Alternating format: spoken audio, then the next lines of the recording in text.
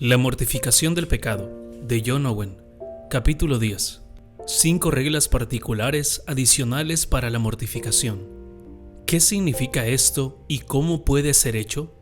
Significa que usted debe hacer más que simplemente reconocer la culpa de su deseo pecaminoso. Usted debe inquietar su conciencia con la culpa de su particular deseo pecaminoso. ¿Cómo puede hacer esto? Vamos a señalar 2 formas generales y 2 formas específicas de hacerlo. Regla 3. Inquiete su conciencia con la culpa de sus deseos pecaminosos. 2 formas generales. Exponga su conciencia a la luz escudriñadora de la ley de Dios. Ore por la obra de convicción del Espíritu Santo, a fin de que Él use la ley de Dios para convencerle de la grandeza de su culpa. Permita que el terror de la ley de Dios penetre profundamente en su conciencia. Piense en cuán justo sería Dios si castigara cada una de las transgresiones que usted ha cometido contra su santa ley. No permita que su corazón engañoso argumente que la ley de Dios no le puede condenar debido a que usted no está bajo la ley, sino bajo la gracia. Romanos capítulo 6, versículo 14. Diga a su conciencia que mientras que el pecado no mortificado permanezca en su corazón, usted no puede tener una seguridad verdadera de ser libre de su poder condenatorio. Dios ha dado la ley para condenar el pecado donde quiera que éste se encuentre. La ley de Dios tiene el propósito de descubrir la culpa del pecado de los creyentes, tanto como lo hace con la culpa y el pecado de los incrédulos. La ley de Dios tiene el propósito de despertar a los creyentes para que vean la culpa de sus pecados y para que se humillen a sí mismos y traten con Él. La renuencia a permitir que la ley inquiete su conciencia no es buena señal. Más bien, es un triste indicativo de la dureza de su corazón y de la naturaleza engañosa del pecado. Tenga cuidado de pensar que la liberación del castigo de la ley divina signifique que la ley ya no sirva como una guía para su vida o para exponer su pecado. Este es un error peligrosísimo que ha arruinado a muchos que profesan ser creyentes. Si usted afirma que pertenece al Señor, rehúse pensar de esta manera. Más bien, persuada su conciencia de escuchar cuidadosamente lo que la ley de Dios dice acerca de sus deseos y sus caminos pecaminosos. Si usted hiciera esto, le conduciría a temblar, a arrodillarse ante Dios. Si usted realmente quiere hacer morir sus deseos pecaminosos, permita que la ley de Dios inquiete su conciencia hasta que usted sea convicto de la terrible culpa de sus deseos pecaminosos. No se contente hasta que pueda decir juntamente con David en su arrepentimiento: reconozco mis rebeliones y mi pecado está siempre delante de mí. Salmo 51, versículo 3. También permita que el Evangelio condene y mortifique sus deseos pecaminosos. Piense cuánto debe al Evangelio. Dígase a sí mismo: Dios me ha mostrado tanta gracia, amor y misericordia, ¿y cómo he respondido yo? ¿He menospreciado y pisoteado su bondad para conmigo? Es de esta manera que demuestro mi agradecimiento por el amor del Padre y la sangre de su Hijo. ¿Cómo puedo contaminar mi corazón, por el cual Cristo murió para venir a limpiarlo y en el cual el bendito Espíritu vino a morar? ¿Qué puedo decir a mi querido Señor Jesús? ¿Es mi comunión con Él de tan poco valor que puedo permitir que mi corazón se llene tanto de deseos pecaminosos que casi ya no queda ningún lugar para Él? ¿Cómo puedo entristecer cotidianamente al Espíritu Santo, quien me ha sellado para el día de la redención? Considere estas cosas cada día y con la ayuda del Espíritu Santo se disgustará con la vileza de sus deseos pecaminosos y deseará mortificarlos. 2 formas específicas. Piense acerca de la infinita paciencia y longanimidad de Dios para con usted. Piense cuán fácilmente Dios le pudiera haber expuesto a la vergüenza y el reproche en este mundo. Y no obstante, en su misericordia, Él ha encubierto su pecado de ojos del mundo y frecuentemente le ha detenido de pecar abiertamente. Cuán fácilmente Dios pudiera haber terminado su vida pecaminosa y haberlo enviado al infierno. A pesar de su bondad para con usted en estas maneras, usted ha continuado dejando que sus deseos pecaminosos hagan lo que quieran. También piense acerca de cómo Dios, en su gracia, ha tenido misericordia de usted repetidas veces. Piense que tan seguido la misericordia de Dios le ha salvado de ser endurecido por el engaño del pecado. Piense acerca de cuántas veces usted ha encontrado que su vida espiritual se ha enfriado. Piense en los tiempos cuando su deleite en los caminos de Dios, en la oración, en la meditación sobre la palabra y la comunión con el pueblo de Dios casi se han desvanecido. Piense en las ocasiones cuando en varias formas usted se ha alejado de Dios y sin embargo Dios le ha rescatado y restaurado. Piense de la muchedumbre de asombrosas providencias que Dios ha obrado en su vida. Piense en las pruebas que Dios ha convertido en bendiciones y las pruebas de las cuales le ha librado.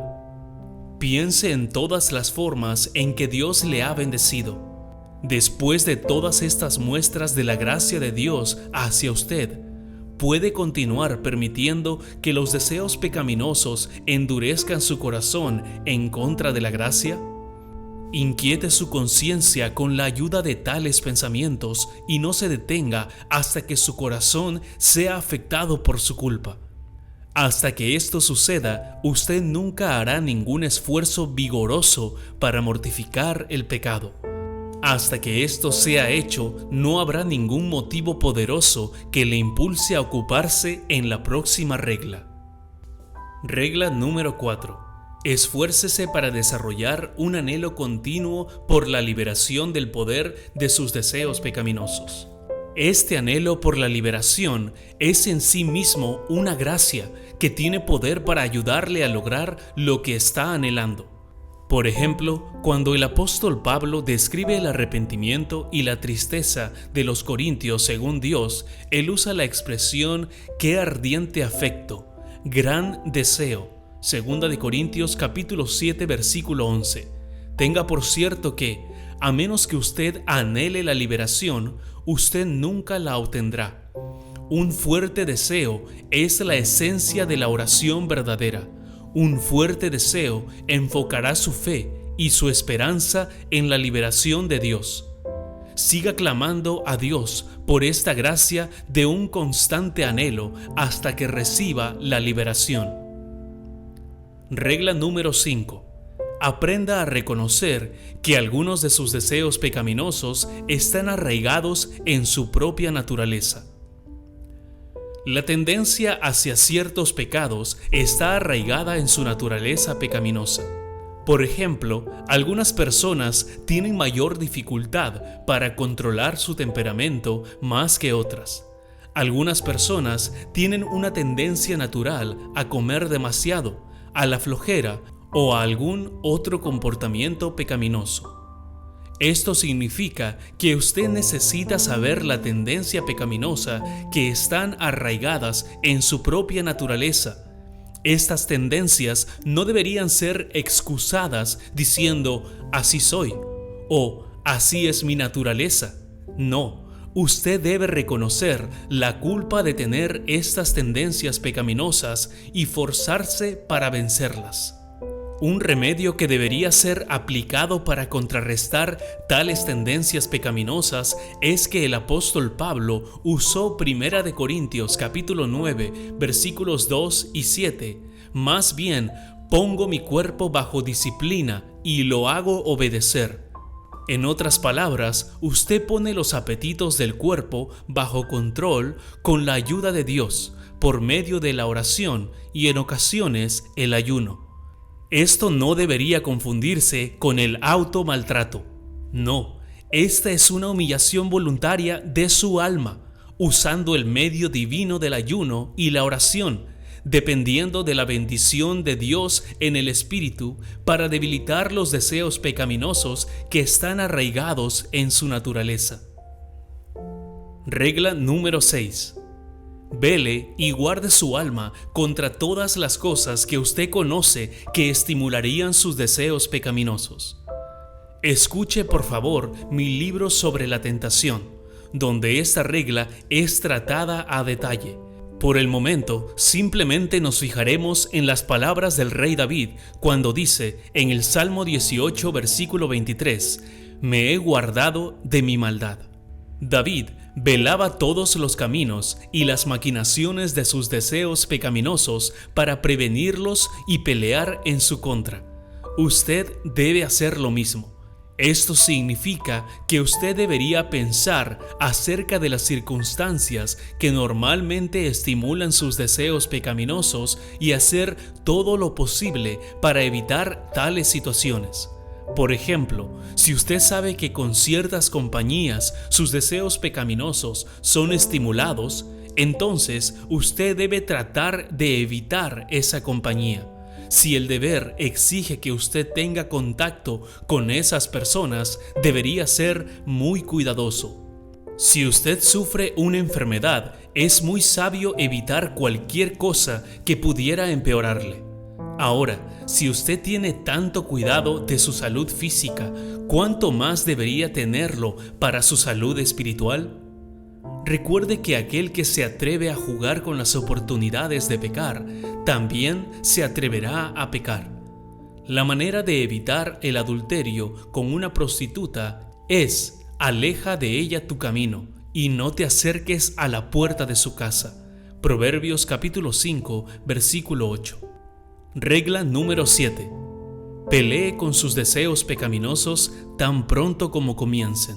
Si usted viera una chispa salir de la chimenea hacia la alfombra, usted la aplastaría inmediatamente. No le daría la oportunidad de prender la alfombra y quemar toda su casa. Trate con los deseos pecaminosos de la misma manera. Considere hasta cuál punto un pensamiento impuro puede conducirle. Si este pensamiento no es refrenado, tarde o temprano los hechos impuros le seguirán. Pregunte a la envidia hacia dónde quiere ir. Es seguro que la envidia no refrenada, tarde o temprano, le conducirá al homicidio y a la destrucción. Si usted no refrena el pecado desde el principio, es muy improbable que pueda frenarlo después. Si usted le da al pecado una pulgada de espacio, entonces él exigirá una milla. Es imposible fijarle límites al pecado. Es como el agua de un río, que una vez que se ha desbordado, tomará su propio curso. Proverbios 17, versículo 14 dice: «El que comienza la discordia es como quien suelta las aguas. Deja pues la contienda antes que te enredes».